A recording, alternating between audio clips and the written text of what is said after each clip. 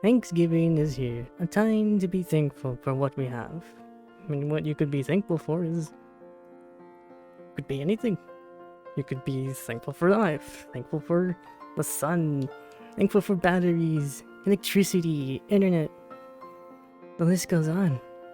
You don't have to be thankful for one thing. And regardless of whether or not you celebrate Thanksgiving, or whether or not you're seeing this video now, or even a few months from now, there's still always a time to be thankful. Over the years, me and my family have always talked about what I was thankful for. Which, I mean, is fair game. Being put on the spot and autofill has nothing to input. It works, that's for sure. But it's also the fact that I don't like to express my emotions or feelings. Same goes for my friends. I used to be open about it with so many previous friends. But over and over again, they just left. I've lost more than what I gained in terms of friends. That's why I hold everything within. I can't afford to lose the few people I have left. The few I can trust. Now you might be asking, why not go out and make some more friends? Well, to understand that, you need to understand its context. I mean, as a child, making friends was easy. All you needed to have was the energy, imagination, and the ability to play along. So, unlike many other children at the time, I was different.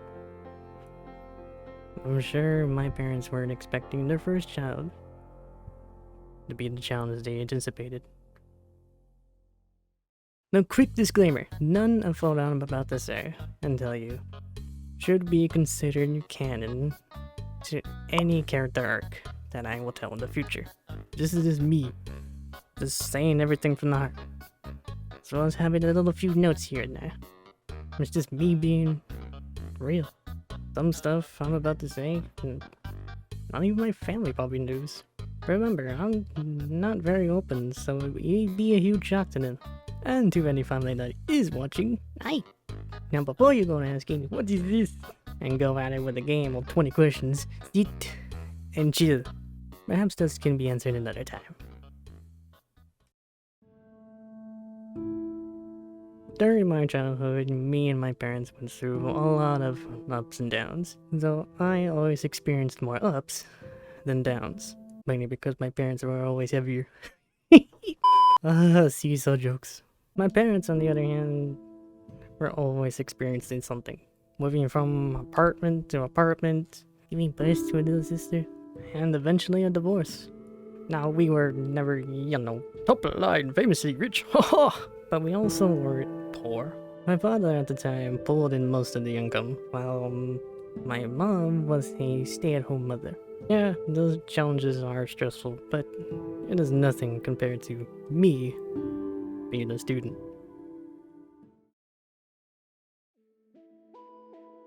When I went into school for the first time, my mother knew immediately something was off about me, but couldn't really pinpoint it.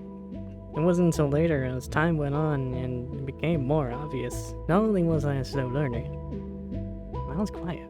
So quiet to the fact that I never said a single word from preschool all the way up to high school. Not a word. I would talk to my parents, yeah, but when school bells were in sight, I immediately went silento. My parents would take me to see a specialist to determine an exact cause. At the time, they were all saying it's selective mutism. You'll grow out of it eventually. I never did. Trying to prove this point, some teachers pushed the effort of trying to fail me, especially during those read out loud tests. They all failed. But they tried. Little tidbit here. I only got written up twice in school. Once in the 2nd grade for that read out loud test. That would never run through. I got written up again in high school. It was my music teacher that got me. It wasn't even a major offense either. I think it was something as minor as forgetting homework, even though the music sheets given to me weren't relative to what I was playing. Yeah. Thankfully my mom was there. And of course, she had to keep a copy. Do we still have the original paper? I don't know. As time went on, homework started to become a tougher challenge. I couldn't ask questions at school because, beautiful.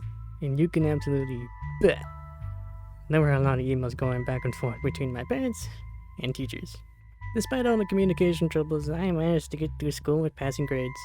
But a pink slip wasn't the only diminishing thing I faced whilst at school.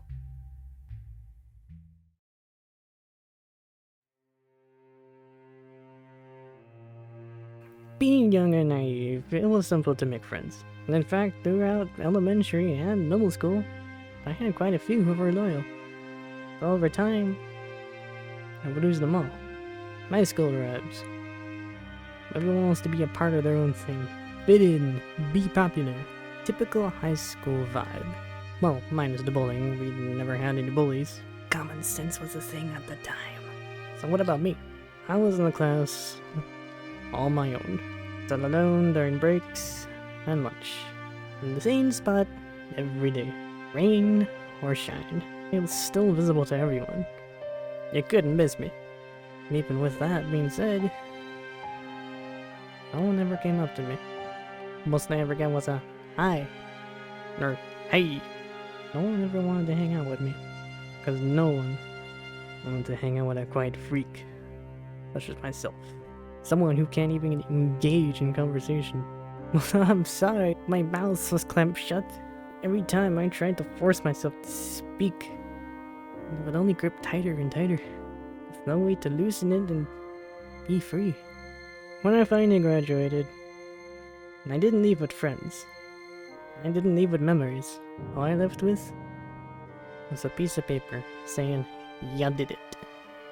Now I do have to give props to my yearbook teacher during my last year there. He nominated me to be on the voter ballot for the homecoming king. I lost miserably since it's basically a popularity contest. But still an honor.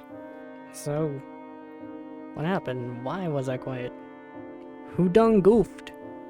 In the 9th grade, I was officially diagnosed with high levels of autism, Asperger's, and vocal tics. Not a great combo. Whew. I was put on and off of a variety of medications, each with their own side effects, which were, yikes.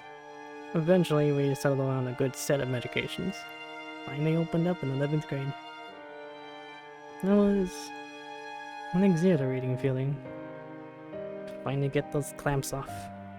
To be free. Was I nervous? Yeah, duh. That sense of freedom was a sense I'll never forget.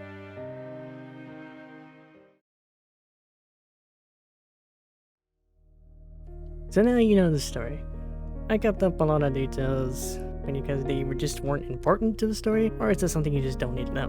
Why would I mention all that in the first place? Wasn't this video supposed to be about being thankful for something? Despite all that, whether it be me versus school, reality, funds, whatever, she would always be by my side. Who? My mother. She never tried to bring reality down with me. She never talked down to me. She always aimed for giving me and my sis the best childhood possible. We've been to so many places and events over the years. She was loyal and by my side, as any caring parent should be. And she still is to this very day. How could I tell? There was this one time in high school, during the 10th grade. Depression hit like an absolute tank of a unit. I missed school for a whole week, so it was extremely bad. Remember that music teacher incident from earlier? Yup. I was already on thin pillars at the time. That incident crumbled everything. A place where I felt comfortable. A place where I can have fun. Someone I admired. Just took it all away. Over a minor thing. For the first 2 days, I made the excuse. I don't feel good. AKA, sick. The 3rd day, she started to notice something was off about me. On the 4th day, she had a full-on panic attack at work. And started breaking down into tears. All because she couldn't figure out what was wrong with me. Her boss noticed and saw what happened. And let her go home early to calm down and talk things out. Now, if that doesn't spell love and loyalty, I don't know what does. If she wasn't the way she was, and acted more like an annoyed parent that doesn't want a child in her life, I most likely wouldn't be here today. I would have given up long ago. I didn't have that mentality of strength or courage. There's a lot of times I just wanted to give up, but my mother would never give up on me. She supports and encourages everything I do, which is what has allowed me to do what I do here on this platform, to take creativity to the next stage, to tell these stories, to create mystery, all for a future. Supporting and encouraging your own children is a trait that more parents should inherit, honestly. Not everyone can be that doctor or lawyer you want your child to grow up to be. No. Give them the option of choice. It helps them succeed. Besides, a parent's job is to protect, guide, and love, after all. After all that reflecting, I've come to realize something. Not only did I have a great, memorable childhood, but I was fortunate enough to have an amazing family and amazing parents. And after all that, this is, dare I say, parenting done right. So that begs the question, what am I thankful for? My family, freedom, but most importantly, a caring, loyal mother. I know I don't say it a lot, or really at all, but this is the easiest way for me to express myself. I love you. Thanks for watching, and happy Thanksgiving.